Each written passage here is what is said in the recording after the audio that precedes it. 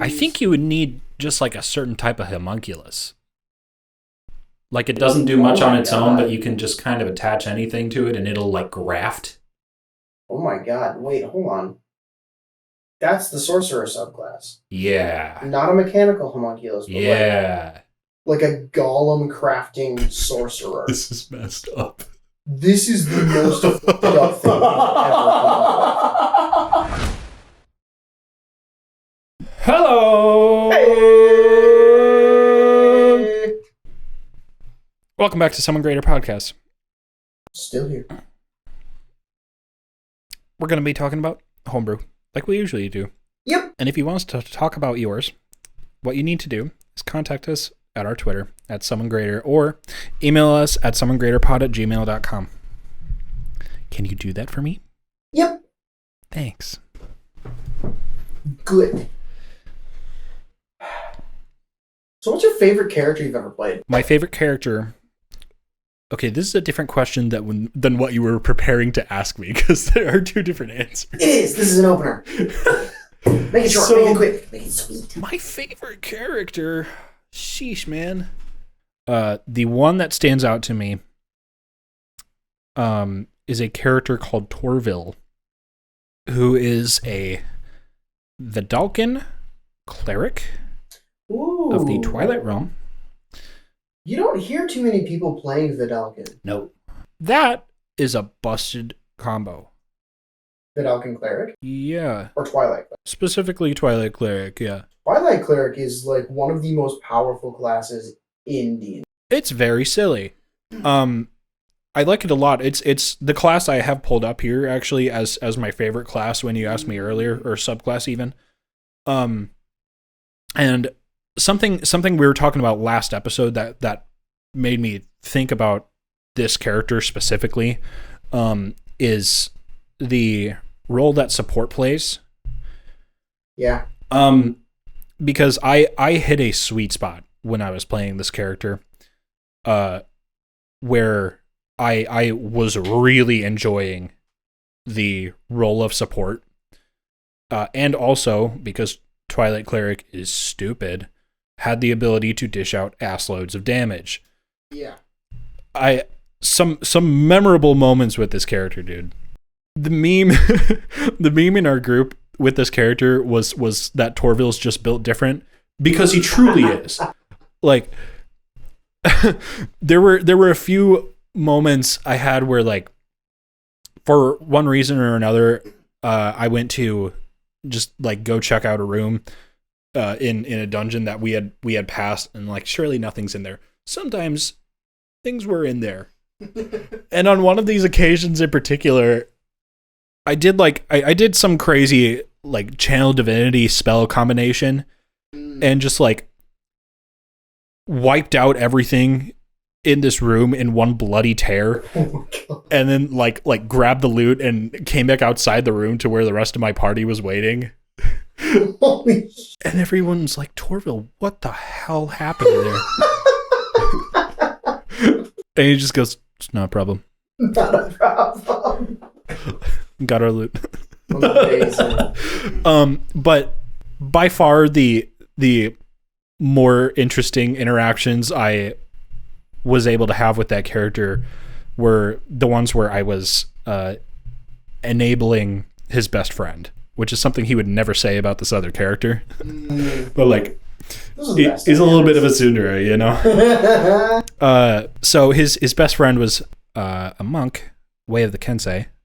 Ooh, that's a fun one. Really, really cool character. That is, honestly, that's one of the less popular monk subclasses. Is it? In my experience. Yeah. But it's so much fun. So Torville is someone that this character June would kind of look up to as like a mentor. And my favorite thing to do was go like just step back for a battle and go full support to June and just like watch him just tear through the battlefield. That's awesome. It's great. Those are some of the most memorable interactions, especially when, like, you know, the character who would normally get the credit, like, recognizes what made it all possible. Yeah. That was the dynamic between these two characters, and just like a good mesh. Probably the best like player dynamic that my buddy RJ and I have ever had. We've played in several campaigns. Just like, you know, the height of our D&D knowledge at that time. It was good. Do you think it's safe to say that those may be some of your favorite classes in D&D? So I don't know enough about Way of the Kensei to necessarily say that, but I do think that Twilight Cleric is up there. I was trying to think of what else might be a favorite. I really just like Monk in general. Yeah. To be honest, like I think it's incredibly fun to develop homebrew for the Monk. Oh my gosh, yeah. Oh yeah. Because one thing, if anything, that D&D is lacking in is martial skills. Yeah, they're very, very... Monk is so much fun to do homebrew for because they can do a little bit of everything. Mm-hmm. And so if you make a specific piece of homebrew equipment that is only applicable in this one specific area, chances are monks can do that. Yeah. And you can build them around that piece of equipment. Because they can do that. And you can do that in like so many different directions. Yeah. They're crazy versatile. They really are. And honestly, so are clerics. Yeah. Like, people don't necessarily expect them to be, especially for new players. You hear the word cleric and you think healer. Right. It's so easy to fall into that rut. Yep. Especially when you have, like, life domain, light domain. But there are so many other ones. Have you ever looked at the war domain cleric? The what? War domain? War domain. One of their channel divinities gives them a +10 to hit for a single strike. Yeah, That's a +10. nuts. Granted, you don't have a ton of uses of that because it's a channel divinity, but just like... Wow. It's just a complete 180 from what you think cleric is supposed to do. That's so crazy, dude. Does this do any kind of like... Yes, it does. War God's Blessing. I was going to ask support. Yeah. When a creature within 30 feet of you makes an attack roll, use your reaction to grant that creature +10 bonus to the roll using your channel divinity. So so that just applies to anybody. Yeah, you can hit That's yourself. Crazy. You can hit one of your allies. Oh, wow. It can make for some seriously clutch moments That's at like the end of sick. combat. I really like that. I really, really like that. I love offensive buffs. I think that, honestly, that is something as a class ability that is missing from Dungeons and Dragons. Just like having more buffs for your party as class I have abilities. to agree. Yeah. Like, there are a ton of spells and items, magic items and spells that you can use to help your party, give them buffs, give them advantages on this, that, or the other thing. But individual classes are built to only work with themselves. Yeah. And I think that's a huge bummer. I think Artificer can break from that. Yeah, I should walk that decently back. Well. There are some classes that, and subclasses specifically, that have interaction with other party members. Mm-hmm. I just think that it needs to be a more common across the board ability from certain classes as a whole. Yeah. Like, I wish it weren't relegated to a subclass, I guess is my opinion on that. Yeah. When I was playing Kroll, my artillerist, I worked with my DM and asked, like, hey, the protector turret cannon thing. Oh yeah, from what subclass is that? The battlesmith? It's the artillerist. Oh, you said that already. I'm like, can that be a backpack? Oh yeah, I remember you talking about. Man. And dude, he said yes, but like, if we're just going by balance, like he kind of should have. It's a little broken. Because it was silly. It was silly. You can't hit that. Well, yeah, and because that's the one that it does the little like stim needle thingies, like you get temporary hit points from it. Right? Yup. And you activate that as a freaking bonus action. Oh man, like it's so good. We had temp HP all the time. That's so good. Now, it was fun for him, I think, a little bit because he got to design some really insane monsters to throw at us. Yeah, that's the other thing. Oh my gosh, that is the other part of it. From the complete flip side, players learn how to play support so that your DM can go apeshit. Yeah, that's fun. Let us go apeshit. Scary monsters are fun, dude. Mm-hmm. I love that. Yeah, I think I would have to say my personal favorite classes. I'm not going to say I have one favorite class because that's too hard. It sounds really basic, and I promise you there's good reason for it. Fighter. I love the fighter class. Yeah. There's so much you can do with it. There's so much versatility. But on the other side, I am also a sucker for warlocks. It's kind of tied with rogues. Okay. Warlocks and rogues are kind of tied. But we talked in the last episode briefly about the new source book coming out, Glory or whatever of Giants. Mm-hmm. And they're going to bring in a barbarian subclass, Path of the Giant. And I talked about the fighter subclass that we already have, Rune Knight, that has become, hands down, my favorite subclass in Dungeons & Dragons. Yeah. It's absurd what you can do with it. And I am of Nordic descent myself, so being able to get into like the runes and like enlarging yourself to do more in combat and like just the versatility of how much the runes can affect, it brought me so much joy.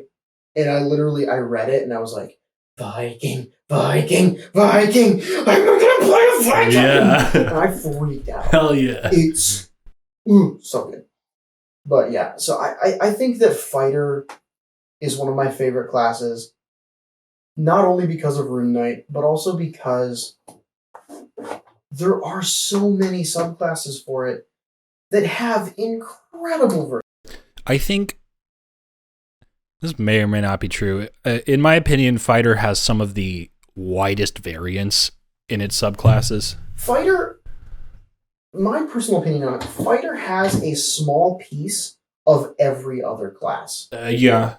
It's like, you even have Eldritch Knight, which is a fighter subclass, which turns you into a baby Hexblade Warlock. I love Eldritch Knight. It's so good. It's fun. I kind of want to play that class again. And then you've got Echo Knight, yeah, which lets you create the like other echoes of yourself. Manifestations was the word I was looking for there. And then you have Psi Knight, which lets you do psychic damage, and you can summon psychic knives and things like that. There are so many different things you can do with it. And one of the subclasses that I continually skipped over until I finally read it. Cavalier. It is woefully underutilized. Really? It gives you a mount. Oh my god. It's the one that you I don't know if the class itself technically gives you a mount, but like you can talk to your DM about just buy a horse. Nobody uses mounts. It's not hard. I know, and it's kind of a crime that people don't use mounts. Yeah. But the coolest thing about this subclass is that it gives you terrifying abilities in tandem with having a mount. Uh-huh. You you get advantage on saving throws to avoid falling off. If you fall off and you are no more than 10 feet off the ground, you land on your feet. And you just keep going. And mounting and dismounting only costs 5 feet of movement instead of half. Man. What the hell? Yeah. I'm looking at Hold the Line right now also. Oh, yeah. It's crazy. That's stupid. Even better, warding maneuver, which actually even comes earlier than Hold the Line. Really? You get warding maneuver at 7th level. You can block strikes coming at other creatures. If you or a creature you can see within 5 feet is hit by an attack, you roll 1d8 as a reaction if you're wielding a melee weapon or a shield. Roll the d8, add that number to the target's armor class against that attack. Oh my god. And if the attack still hits, the target has resistance against the attack's damage. Dude. That's arguably that is better support than a paladin or cleric. It's gotta be. That's extremely strong. Right, because like you're not healing per se, Uh-huh. but the damage mitigation is so incredibly powerful. The fact that it, dude, anything that affects armor class is strong from the jump. Yeah. But then just like if it hits you anyway, forget about it, you know? Right. What And you can use it a number of times equal to your Constitution modifier. Oh man. So, granted, it's not unlimited. I mean, if you're playing offensive tank, like, that's great. Yeah, because that also lends you to build a Constitution class. Yeah. A Constitution character, Yeah, sorry. yeah, I get you. That doesn't happen that often No. anymore. No, Most who of the does time that? People build Yeah. for strength, dex, and something else. Uh-huh. Especially as a martial class. But yeah, there are so many crazy cool abilities for Cavalier. I think it's underutilized. I am also a perpetrator in that. I've never once played it, but I want to. I would love to see that. Yeah. Yeah. That'd be so sick. I think the only downside to it is that the campaigns that we typically play in are more focused on the story side of things, and as a result, tend to spend a lot more time in cities where you can't do much with a mount. Yeah, that, I don't know. I think in our group we would find a way. Well, yeah, because that was the other thing I was going to say in response to that. All it requires is a conversation between you and your DM. Mm. You talk to the DM and you say, hey, I want to do this thing. It kind of depends on having a little more combat and having a little more open area to do my thing. Can you make that work in your story? And a good DM should be able to say yes. Mm-hmm. With the stipulation that the campaign itself is not a heavily themed campaign in the opposite direction. Yeah. I mean, you just need to be able to find a way to make it work. And, you know, that might involve just rebalancing the amount of time that you spend in cities like that, you know, as opposed to like out in the field. And not even drastically, just like a little, what are you looking at, brother? I'm so sorry. I just got really distracted. I was listening and checking up on the final ability that the Cavalier gets at level 18. Lay it on me. Vigilant Defender. In combat, you get a special reaction that you can take once on every creature's turn except yours. You can use this special reaction only to make an opportunity attack, and you can't use it on the same turn that you take your normal reaction. The every character's turn thing is crazy. Yeah. How is this allowed? That's one that, like, I'm going to need some heavy clarification. Yeah. You mean I can take as many reactions as there are Surely there's a limiting factor. participants in combat? Because that would be bonkers. Cavalier! Who knew? It's funny. Play it. My other favorite class, kind of on a... You could almost say the exact opposite spectrum of the classes of D&D, is Warlock. I think Warlock was the first spellcasting class I ever chose. Which is kind of funny because a lot of people told me that the best spellcasting class to start with was Sorcerer. Mm-hmm. But, I mean, couldn't have told me that. Like, I looked at Warlock and I went, I get free magical abilities in the form of invocations, and I don't have to cast anything to activate these. Like, yeah, I'm gonna do that. Pretty crazy. Mm-hmm. And you can't mention Warlock without also mentioning the mafia father of subclasses, which is Hexblade. Mm-hmm. thematically, story-wise, power-wise, interaction, mechanically wise, it is one of the strongest subclasses in the game. It's so good. You can write that as any NPC. Yeah. There are a lot of villains in media that I like to think of that just are that class. Literally, it is the anime swordsman. It is. It's Sephiroth a little bit. Yeah. Very one-winged angel. Very one-winged angel. And then just the Eldritch Invocations of Warlock class in general. You can make such a unique and exciting build just by changing 2 or 3 of your invocations. Yeah. It completely dictates how you are going to play the character, what your character is going to be able to do. And I think that is I think that's the mark of objectively a great class. Yeah, for real. Do you have a favorite build of that subclass that you've made? Like a character that I've built or played? Sure. Of Hexblade? I had... You ready for this one? I'm super original. I had a tiefling Hexblade warlock. Yeah. His name was Valen. I played him in one of my earliest college campaigns, pre-game with you guys. Valen was a ton of fun. Valen's Hexblade weapon was a flail. Oh my god. That's metal. Yeah. Literally, they handed me a list of all the weapons in D&D, and they were like, you can make any of these as a Hexblade. And I was like, give me the fucking Sauron special, bro. Like, or not Sauron, the Witch King. Yeah. Give me the Witch King special, bro. Yeah, so it was this curly-haired tiefling kid that the story behind him was he was born to human parents. As lore fact for you, that can happen. In D&D, you can just randomly give birth to a tiefling. Yikes. Not necessarily randomly. There are aspects of how it happens, but it is possible to be a tiefling with human parents.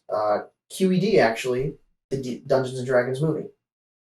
Oh, yeah. Fun fact. But yeah, so he was born to human parents. The village that they lived in got all but hurt because they were like, you brought a demon into our village, and they didn't like it. And so when Valen was very young, the villagers finally had enough and killed his parents. And he fled, found a cave in the hills somewhere nearby that was like, everyone avoided it because they said that it was haunted and there was some horrible thing that happened there at one time. So he hid in the cave and heard a voice talking to him and basically told him, I can give you the strength to protect yourself from these people. And it was the magical flail. So he had this flail, and that was his thing. He didn't get to be a very high level. It's kind of a bummer. And I haven't actually built a purely, like a tried and true Hexblade Warlock since Valen. Most of the time, I tend to avoid using Hexblade because I am such a power gamer.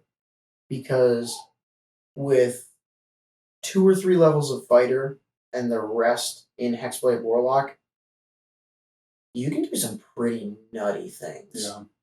With action surge and proficiency with all martial weapons. It gets kind of bonkers. Yeah. It's so cool. Yeah. But yeah, and just the versatility of Warlock to be able to say, I'm going to run a purely spellcasting Warlock or a purely melee Warlock. Because you can do that very easily. The invocations around Eldritch Blast, the customization that you get for that cantrip as a Warlock is so cool. Agonizing Blast lets you do more damage. You can get the one that pushes people away when you hit them. You can get the one that pulls them closer when you hit them. There's an invocation that gives Eldritch Blast a range of 300 feet. What on earth? Imagine, if you will, dude, you have the invocation that pulls a target 10 feet closer to you every time you hit them with Eldritch Blast. Uh-huh. Now for the sake of the argument, let's say you are at least level 17, which means when you cast Eldritch Blast, there are not 1, not 2, not 3, but 4 bolts that fire.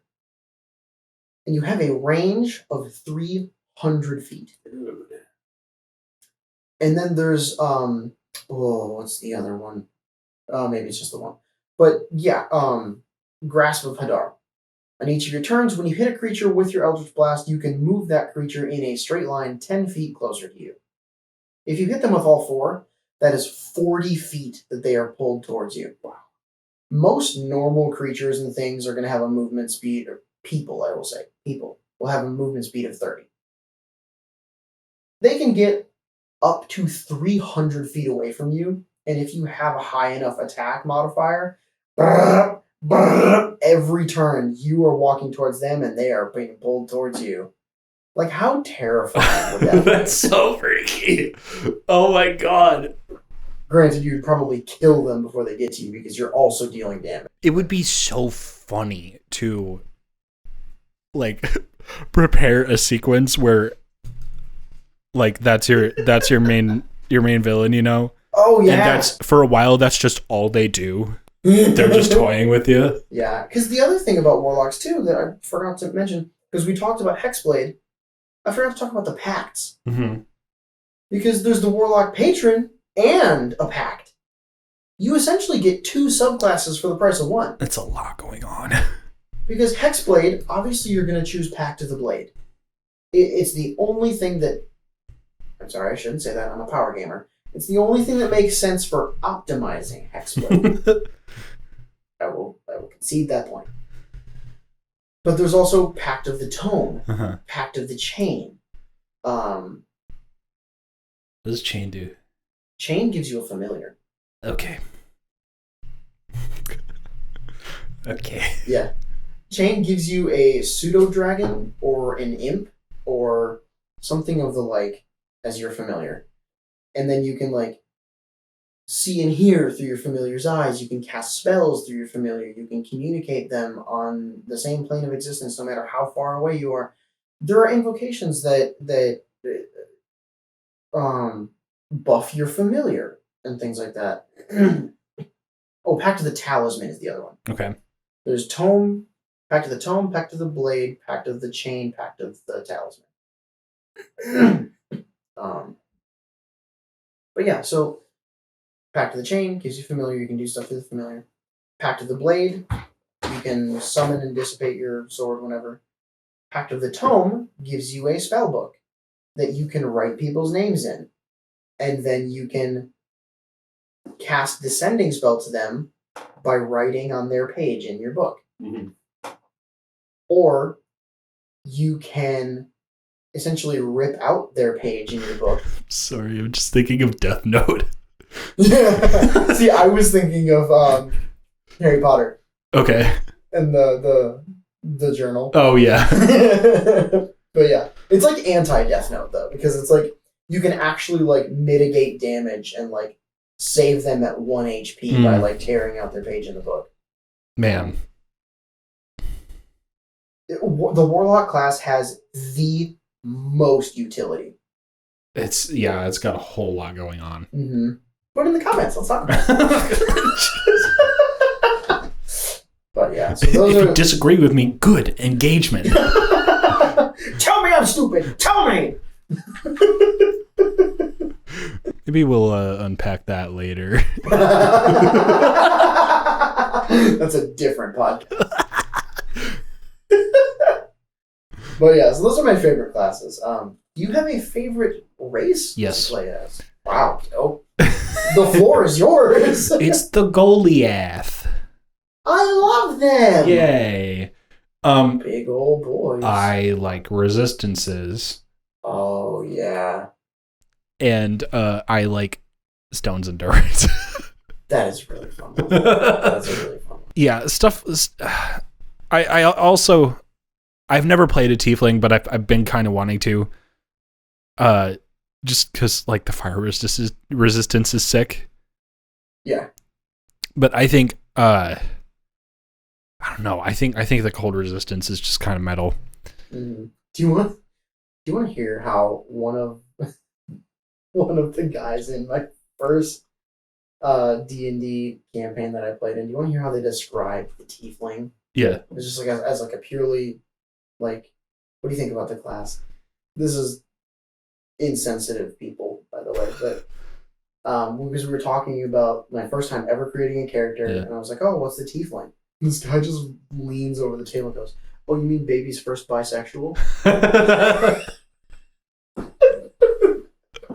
That's exactly. That's almost exactly what you told me when I told you I was thinking about making a tiefling. I had to keep it alive. It's like it's one of the most insensitive things, but like it was just so funny to me because like there's a stereotype for a reason. Yeah.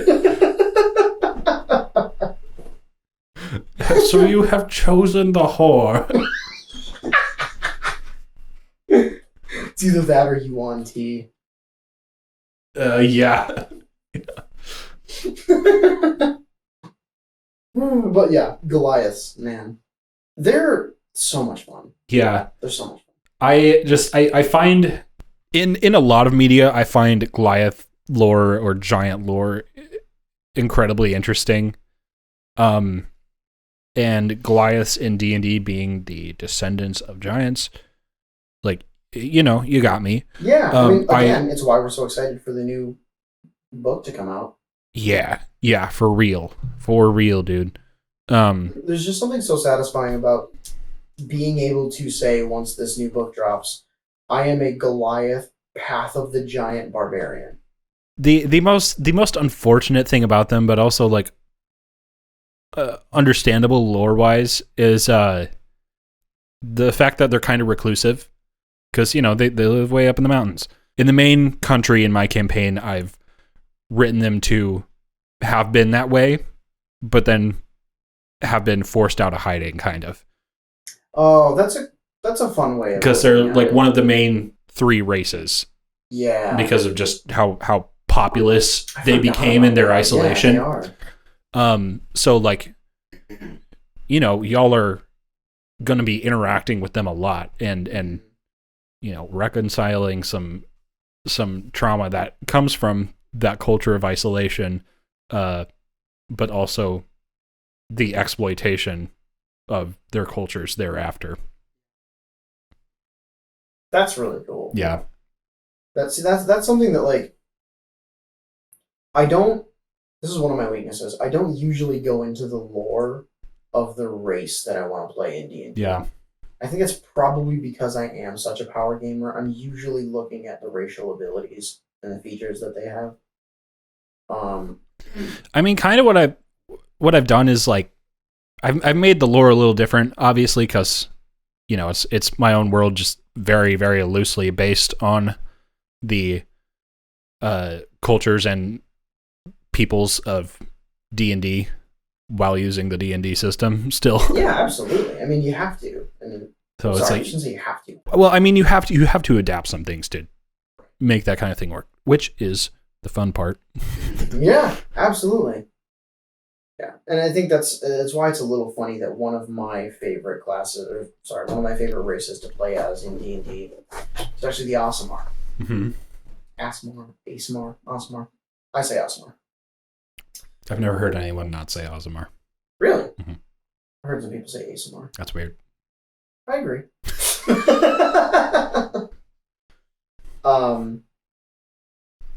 But yeah, there have been a lot of times when I have wanted to play something ethereal and like it has a connection to the celestial plane, because that is one of the most fascinating parts of Dungeons and Dragons lore for me is the celestial plane. Yeah. I love it. Totally. There is an ongoing thing with Aasimar where homebrew people will often fight with hardcore rules lawyers about should/do Aasimar have wings? Because one of their abilities is their like shroud ability, where they will sprout wings and then they can temporarily fly and do things. And I think that's cool. I'm personally in the homebrew group with this one.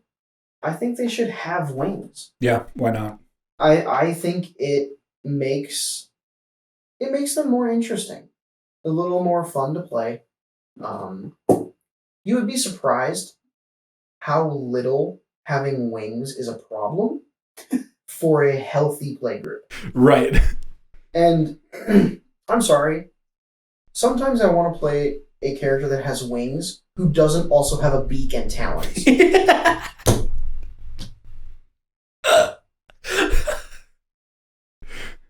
Yeah, fair enough, dude. Give me my wingsuit.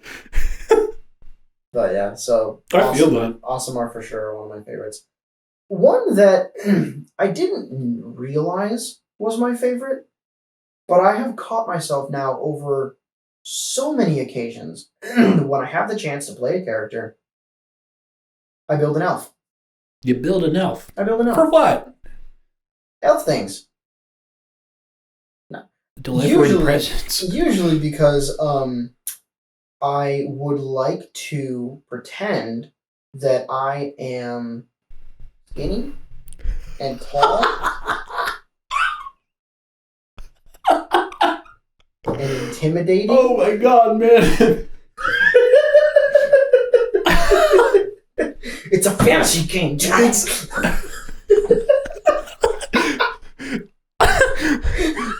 Hey man, why do you like to play elves so much? Body dysmorphia.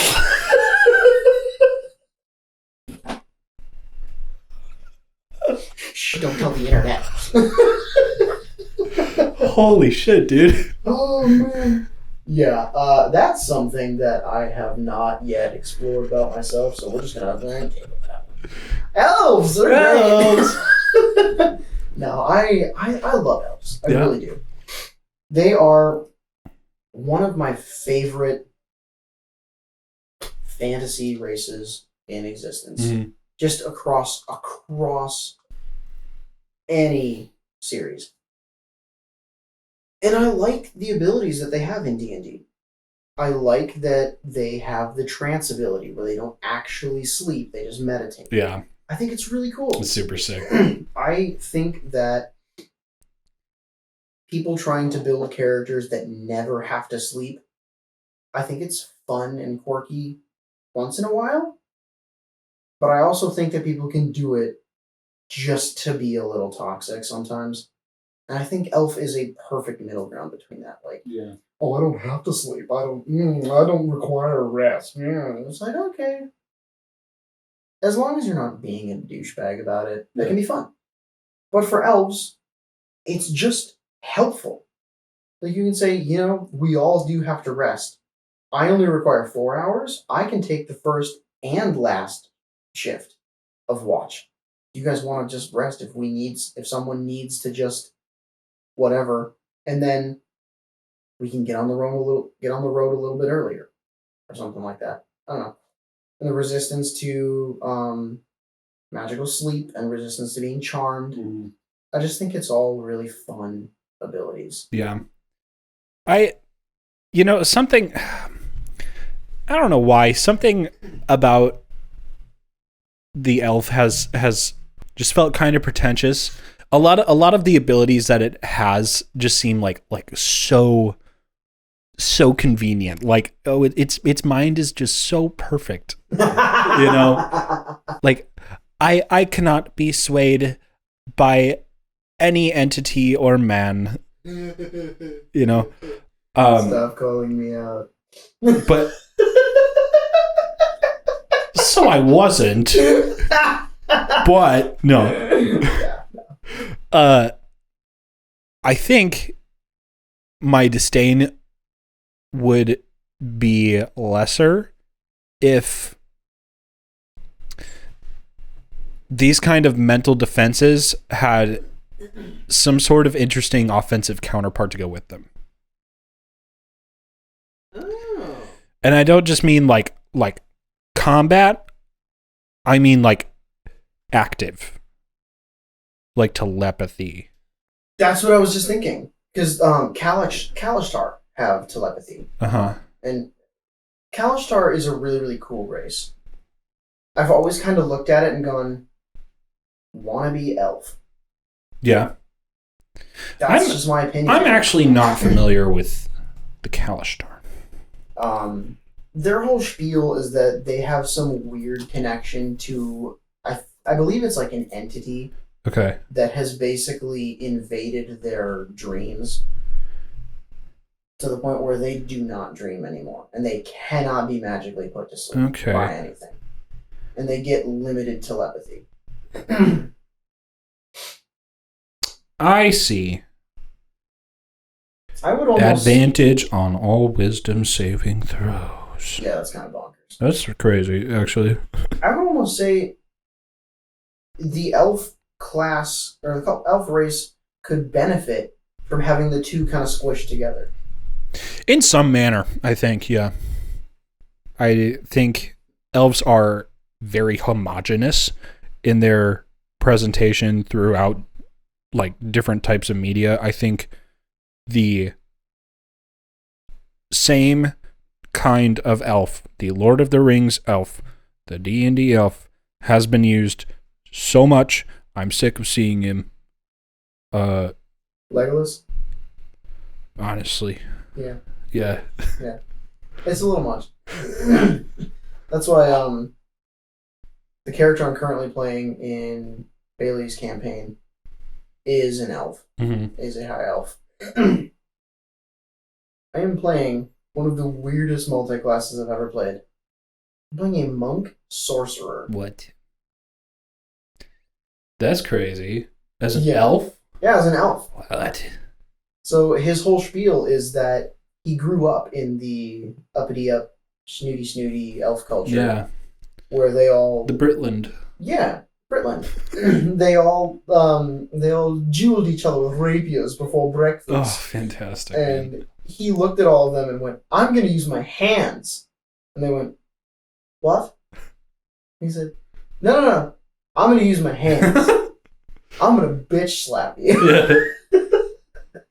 And so that's like his whole thing. Is he was just like, fuck you, tradition. I'm leaving. And I'm going to hit people with my elbows. Yeah. And then he's also on this journey of self-discovery because it turns out he may be distantly related to an archfey. Oh. So he is... There's your sorcerer. Yep. Activating the sorcery. Cool, man. That's awesome. It is really fun. It's really fun. But yeah, so that's kind of my personal favorites and things. I gotta say though, when I was thinking about what my favorites of like races and classes were, it's hard to not then think of the counterpart. What is my least favorite? Mm-hmm. Definitely Ranger.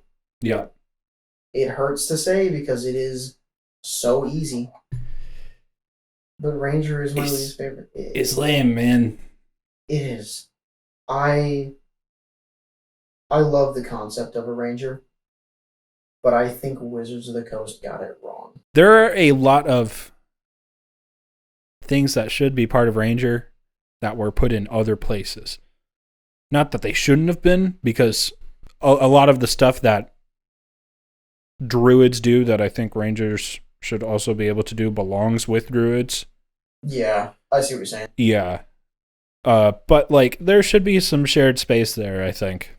Yeah, because like Rangers are a bad multi-class of fighter, druid, rogue. That is true. I am tempted to say heresy. I'm tempted to say that Ranger should almost be a subclass of fighter. Because I sort of feel that way. You're not wrong, is the thing. You're really not. Mm-hmm. I enjoy some of the Ranger subclasses that we have, but they just don't feel It feels like a subclass of a subclass. Mm-hmm. You and I actually started playing a game recently. Just got it for the Switch not too long ago. Octopath Traveler 2. Yes. Love the game. It's a JRPG, but you're playing Dungeons and Dragons. In a lot of ways, yeah. You get to go recruit your people. You get to optimize your party. It's so much like Dungeons and Dragons. There's even multi-classing. And like the different characters can learn how to use the classes of other characters. I recently unlocked a character named Ochette. I don't know if I'm pronouncing that right. I think so. It's the only way I can think to pronounce it. Yeah. I was between Ochette or Ochette, but... Ochette! I think maybe Ochette wouldn't have made it past localization. You're probably right. I had that one in my head. I never said it out loud, and then I said it out loud, and I went, nope. That's not it. That's not the one. But Ochette is... Her class in the game is Hunter. And I think the Hunter class of Octopath Traveler 2 is what Ranger in D&D should have been. Ochette's whole thing is that she can buff your allies, debuff your enemies, and she can capture creatures and use them to attack. Pokemon. Yeah, Pokemon. I want to play Pokemon in my D&D. Yep. But in a much smaller sense. I think it would make sense for that to be adapted into more of a summon type ability in D&D. It feels like a druid subclass. Kind of, but not quite, because it's not a wild shape thing. It's not like Ochette is turning into that creature. Right, but like a druid summoner kind of thing. I could see it. For animals specifically. I could see it. I don't know if I would do that, though. No. What would you... Because I think the way mine is going with it is, if you are a druid, you turn into animals. Okay. There are spells that let you summon animals. You're right. So I think you kind of have your whole animal interaction there. Mm-hmm. I don't think you need a class ability to be able to, like, summon the spirit of something to aid you as a druid. Right. Because you kind of just do it yourself. But I think Rangers, if we're keeping Ranger as a class, if I got my way, and we replace the Wizards of the Coast Rangers class with Octopath Traveler 2, obviously it wouldn't be a complete one-to-one replacement, but now Keith, you know. Kind of.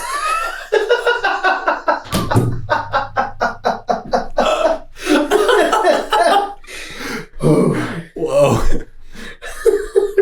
Yeah. Basically, I love the concept that one of the ways that Ochette can actually end combat in Octopath Traveler is by capturing the creature that you're fighting against. There are a limited number of creatures that she can have captured. I think it would be cool to do that. I think Rangers should be able to have like a fun little like pocket dimension type thing where they can magically preserve or store a creature and then summon it back out a number of times equal to your proficiency modifier per day, whatever it has to be to make it balanced, and use one of the attacks or abilities on its stat block sheet.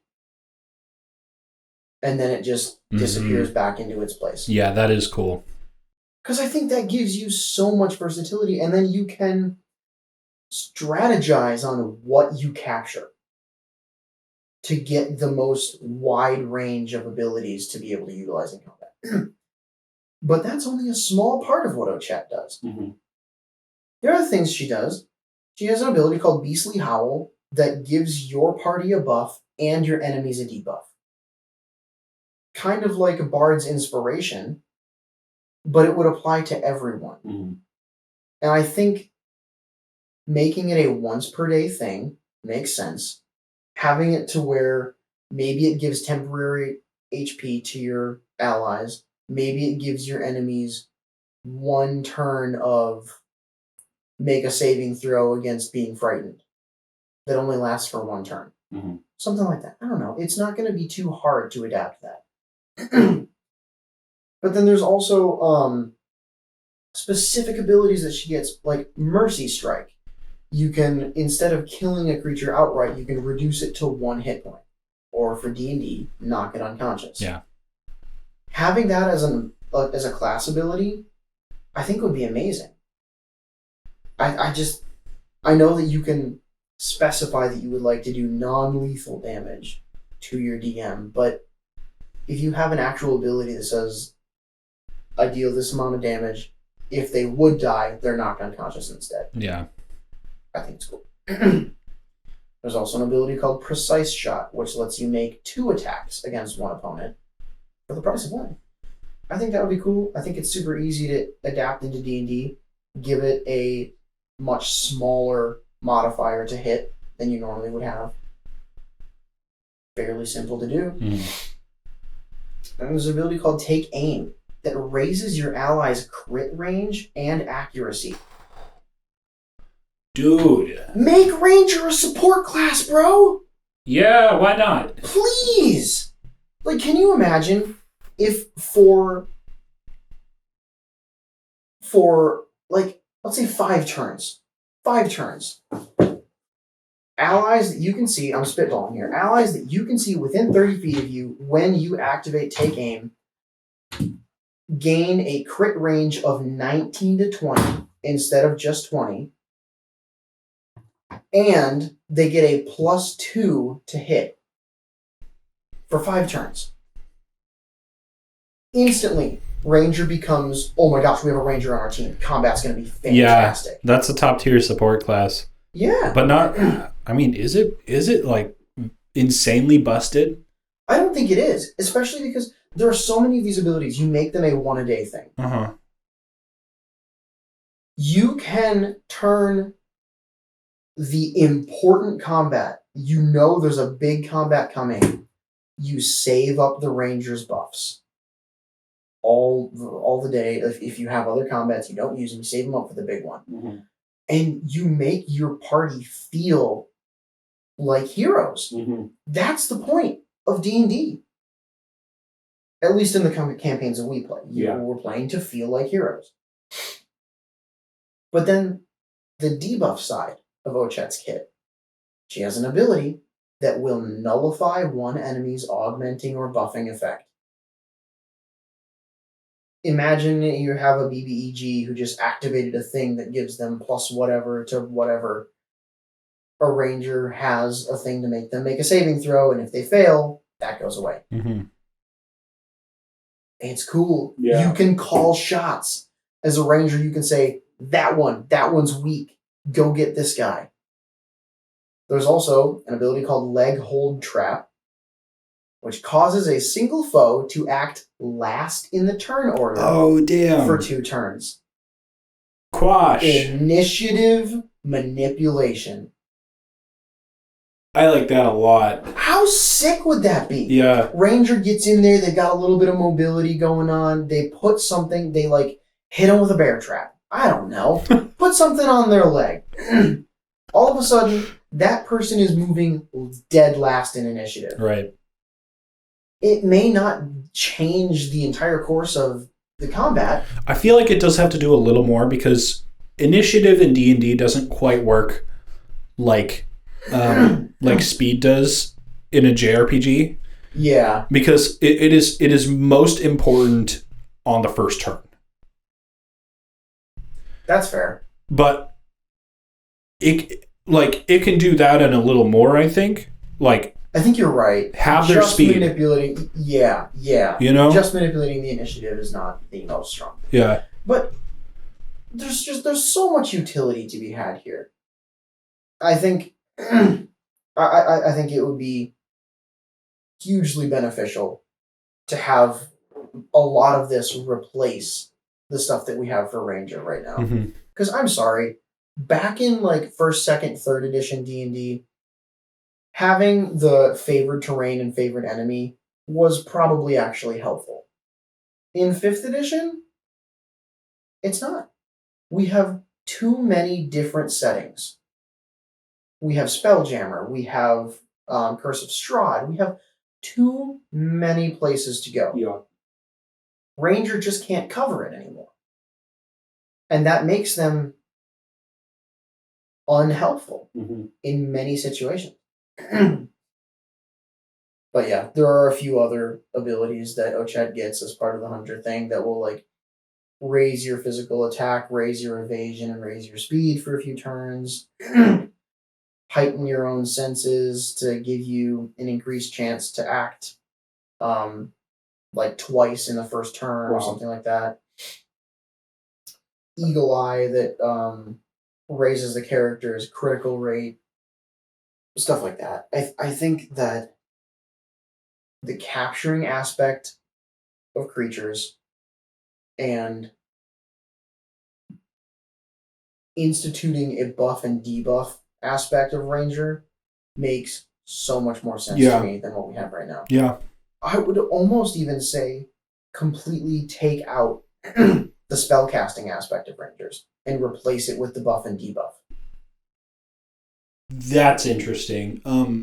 Can they... Because if you think about it... Can they not be one and the same? I don't think so. Do you think you need to lose the spells? If you really think about it, all of the Ranger's most impactful Ranger spells could be class abilities. That's probably true. Yeah. Hunter's Mark. And you can just... Not being able to think of a single other Ranger spell that makes... right. Like, yeah. Just get some more charges as you level up. Mm-hmm. Yeah. I don't think Rangers need spellcasting. I think having magical effects as part of the class abilities, would cover it. I think it would. Do you think it almost feels a little strange to not just use the spell system, say they're either non-magical skills or just a different type of magic? Well, sorry, when I say magical abilities, I just mean in general because most class abilities have some form of magic to them. Okay. Though they're not necessarily spells. I understand. Yeah, because like Abjuration Wizard, they can conjure the bubble thingy that protects them, whatever. I would say that is a magical ability. It's not a spell. Right. So that's just what you're saying. Okay. But yeah, because I don't think that the buff and debuff system can be put into spells. I think that if you were to do that, it opens the door for the exact same problem that we have right now. There are always better spellcasters. Yeah. If the Ranger's thing is a spell, take a feat or something that gives you access to the Ranger spell and just use that spell on a fighter. Yeah. On a wizard. There are better people to do that if it's a spell. I think if you make it a class ability, then the Ranger can... It helps the cohesiveness of the class, of the build.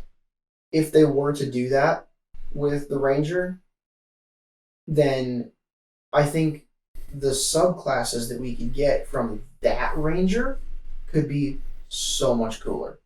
Because you can bring into... you can kind of spec the subclass into maybe having a more DPS focus for the buff and debuffs. Maybe one of the subclasses is like elemental focused and you can like call down lightning or something like that. And maybe there is a subclass that gives you access to the druid spell list and you actually do get to cast some spells in addition to the buff and debuffs. Maybe replacing some of the buff and debuffs. I think that just like Fighter, Ranger should have a subclass that gives them spells, but that should be what makes that specific subclass special. Mm-hmm. I don't think that should be just a class thing that happens. Sure. Like, fighter, when you have someone playing an Eldritch Knight fighter, people get excited. Because, ooh, it's a fighter with spells. That's so cool. Yeah. No one gets excited about Ranger right now because it's like, a bad spellcaster. Right. Yeah. I think we should write this up as a subclass and make a video out of it. That would be awesome. Yeah. Yeah. Yeah, we can do that. Have a big old analysis on that one. Yeah. Because this deserves like some time over pen and paper. I think. Yeah. Yeah. On the topic of Octopath, though, you found a couple things in the game that you really enjoyed too. Yeah. Hikari's ability to learn special moves from people is funny. By calling their asses out in broad daylight. Yeah. Fight me! Yeah. I'm going to beat you and then learn your technique. So the thing I immediately thought of the first time I did that was in my opinion, much funnier version of the concept from Final Fantasy VII, where you learn specific moves from enemies in the field. Really? So there is are you familiar with that materia system at all in that game? I've never played Final Fantasy VII. The mechanics of materia in game are kind of a lot to explain, but essentially, like, you equip a spherical little gem on your weapon, and it can grant you a variety of different abilities and also be chained together with other materia. For example, you get a cure materia. It's just your most basic restoration spell, right? Oh, okay. But you can link it to an all materia. Oh, in I a link see where slot, this is going. and cure your entire party. Yep. Really cool. But there's oh shoot, what is this materia actually called? It's a yellow one. It's just called enemy skill. Okay. When you select this materia on the character's turn, it opens a list of like, I think it's got to be like 40 moves. Dang. That you can use that one materia for. And they only show up as anything more than like a dashed line if you've seen the move before. Oh, okay. Yeah. So like there are 40 or so enemies in the game that like have an arsenal of their own moves, but if they use the one that's on the enemy skill list, you will be able to use that for the rest of the game. Oh, that's cool. It's great. Now, we'll get around to how you would adapt that to D&D, because I have no idea. But like, the funniest instance of this for me, of like figuring out what this materia actually does, and I think for a lot of people, the first instance of actually using it, you just launch a bunch of missiles from your person. Like, rocket mechanical looking missiles. Become Sam Turret. 40 of them just spawn out of your very human back. And like home in on all of the enemies in front of you. It's so funny. That is hilarious. No. It's a little more believable what happens in Octopath, because you're just using weapon attacks that you have seen people use. Yeah, it's more along the lines of, oh, show me how you did that thing you just did. Yeah. Cool. I'm really pressed to figure out how you could best make that happen in D&D. Yeah, see, what came to my mind is that you would almost need an entire class or subclass based around that concept. That's probably true. Because the other thing that popped into my mind is it's similar to Pokemon. A little bit. Similar to Smeargle. It's very much Smeargle. Yeah. So like, it's so much Smeargle. For those of you not familiar, Smeargle is a Pokemon in the franchise that is famous for having only one move. It is called Sketch, and it allows you to take the move that someone else just used, and now you have it. Permanently. That's your move now. Yep, permanently. So, there was a time when Smeargle was used competitively, wasn't there? Well, there will be again because he's coming back. Oh, no. That's a topic for another day. He's coming back in the DLC. Oh, Lord. But anyway, my point in that was if you were to have a class or a subclass whose one of their like primary abilities is that sketch ability, where you are able to take something that another creature has used and I wouldn't say permanently, I would say temporarily you have access to it. It would need a lot of stipulations, like you can't take one of the beholder's eye stalk rays, probably, unless you have something with which to trigger the eye stalk ray. So, like, maybe an artificer subclass. Oh, yeah. Why not? Yeah. You build a contraption to mimic the attack of something that you have seen. Yes. Or necromancer feat.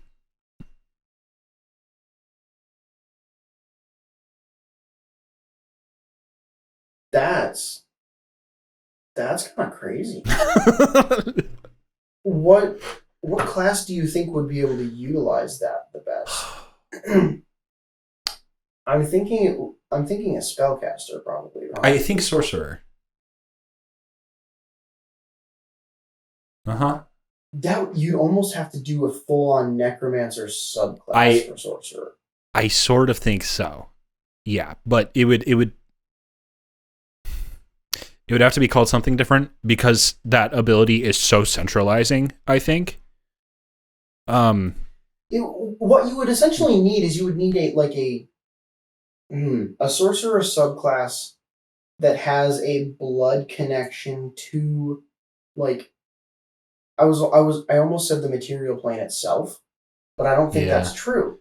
I think you might actually need a sorcerer with a subclass tied with a blood connection to something else, maybe a different plane altogether. That might be they might have to be something completely homebrew.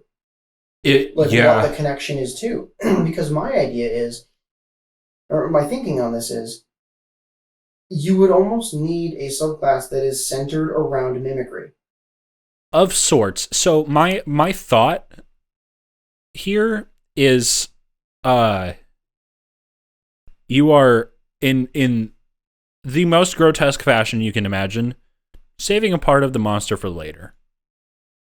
To either use from storage or summon to do your bidding for a certain number of charges that do not recharge.